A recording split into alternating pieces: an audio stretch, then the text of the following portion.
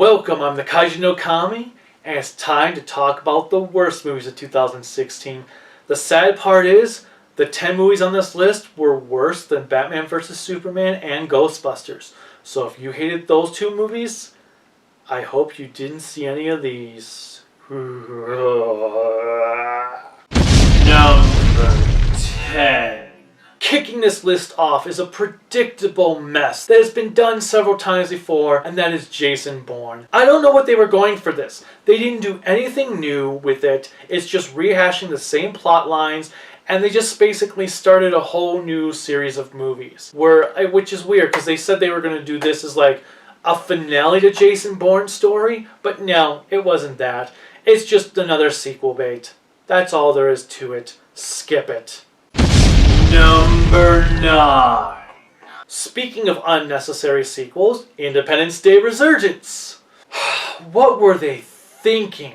The first one may not have been the greatest movie ever made, but it had a really fun and enjoyable cast that was likable. They had their flaws and their strong points, and you wanted to see them succeed. Here, it's just like slapstick antics that are supposed to be taken seriously, and I don't know what they were thinking. The ending scene ripped off Aliens, and it was just a mess, and they actually have sequel baited this movie too. Yeah, they were banking on there being another one to finish the story to this one. Yeah, let's hope that doesn't happen, because this was not the sequel we should have gotten. Oh, and what was up with killing off all the characters from the original? Oops, spoiler warning. Number 8. The 8th movie on my list had more whitewashing than The Day After a Klan Party, and that was Gods of Egypt. What the hell were they thinking? I could have gotten past the idea of white people playing the actual Egyptian gods, because those are mythological creatures. But the Egyptians themselves were played by white people. What the hell? The effects were bad. The green screen looked pathetic. There's one scene they're walking through a desert sandstorm, and you could clearly tell it was a green screen. I could do better green screen effects than that, I think. But still, even if I can only do green screen effects as good as that, this is a high-class, high-budget movie. They should not look that cheap looking. In fact, the entire movie just felt like one giant action sequence where you're supposed to be hitting a button for something to happen. Oh. Number 7. You know what's worse than Gods of Egypt? Pride, Prejudice, and Zombies. I don't know what they were going for here, but the movie was just flat out boring. And of course, that's going to be an issue with pretty much the rest of the movies on this list. So yeah, Pride, Prejudice, and Zombies was a thing. It didn't make sense. There was no really any character development. Scenes were just happening, like there was this love story happening, but there was nothing to say that these characters actually loved each other, but then suddenly they do just love each other out of the blue, and I don't know. It was a mess, and this was just a movie where the characters had their character shields on to infinite god mode, because nothing they did got them hurt. Number 6. The first Alice in Wonderland that Tim Burton did was not bad. There's things I loved about it, there's things I don't like about it. I don't think it's a particularly great movie, but a tolerable one. Alice Through the Looking Glass, on the other hand, this movie was a total waste. Johnny Depp didn't even act the same as the Mad Hatter as he did in the last one. Either Johnny Depp just didn't care, or the director had no idea how the first movie was done, because he clearly didn't watch it. Except for one scene that dealt with time in the Mad Tea Party, this was just a mess all around. And the acting was so ham-fisted. Everyone felt like they were just there just to be there. Not because they actually wanted to continue these characters, but because they had to. And what was the point of the Queen of Hearts in this movie? She had no purpose here. She didn't belong here at all. If you need to see something about time travel, go watch Doctor Who instead. Number 5. Okay, so I mentioned how 2016 was a great year for horror movies. Well, this is definitely the movie the opposite of that, and that is The Forest. I don't know what they were trying to do with this movie, but where Kubo pulled off Japanese storytelling masterfully, this movie just was the exact opposite. It did Japanese storytelling poorly, and piss poorly at that. It's like they weren't even trying. The main actress, who's from Game of Thrones, and she was in a few of the Hunger Games sequels, she was clearly phoning it in because she just seemed so bored. In fact, she was more wooden than the trees in this movie. Number 4. You know what really sucked about The Legend of Tarzan?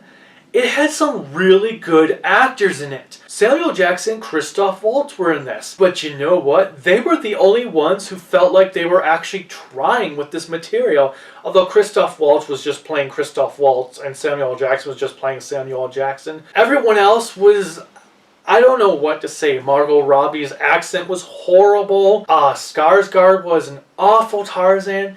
And this movie was like Hook, but with Tarzan, but without everything that made Hook so compelling. I don't know what they were going for, but it was awful. None of it made any sense, and all the flashback scenes to when he was Tarzan felt forced in. I would have rather have seen that movie than this piece of crap. And again, it was boring. Number 3. There's nothing worse in a horror movie than a horror movie that has a terrific first act that sets everything up, sets the characters up, a decent second act that is like, okay, come on, let's get moving, and then a third act where everything just turns to dog crap. The Boy is that. The whole premise was kind of stupid to begin with, but I was actually enjoying the first bit of it. When the character, the main female, she was being developed, she was learning about the boy itself and the doll and maybe thinking he might be alive. That was pretty good. Then we had the second act where the doll was making movements although they weren't happening on screen. It was kind of intriguing. Then the third act happened and the entire movie just fell apart. And The Boy was the first movie I saw this year. Yeah. That was not a good way to start the year off. Fortunately, I saw The Witch shortly after it.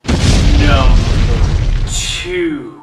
I could go on and on about what is wrong with the darkness, but I'm going to let this Simpsons clip do it instead. You know what would have been scarier than nothing? What? Anything! Mentions.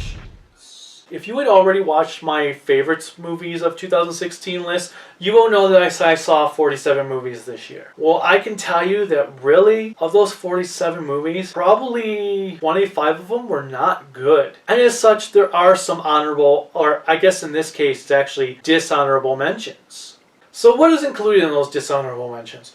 Well, Criminal. The only thing criminal about it was how boring it was. It's kind of a shame because it had an interesting idea. The writers didn't know what to do with it. Morgan. Ugh.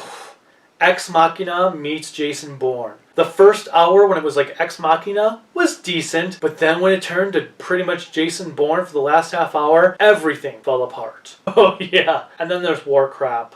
Yeah, you heard that right. I called it War Crap.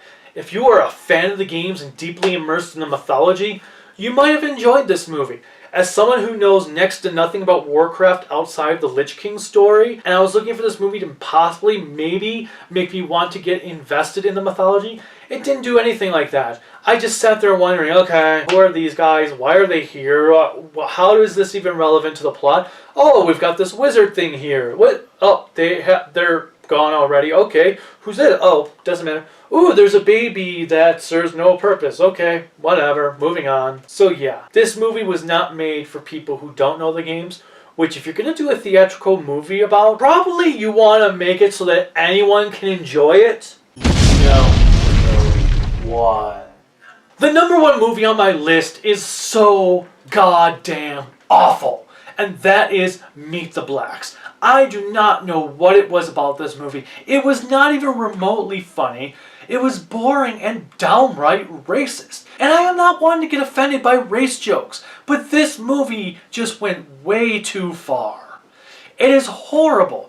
I can't believe people actually paid to see this, let alone that people got paid to write it, and then the actors got paid to be in it.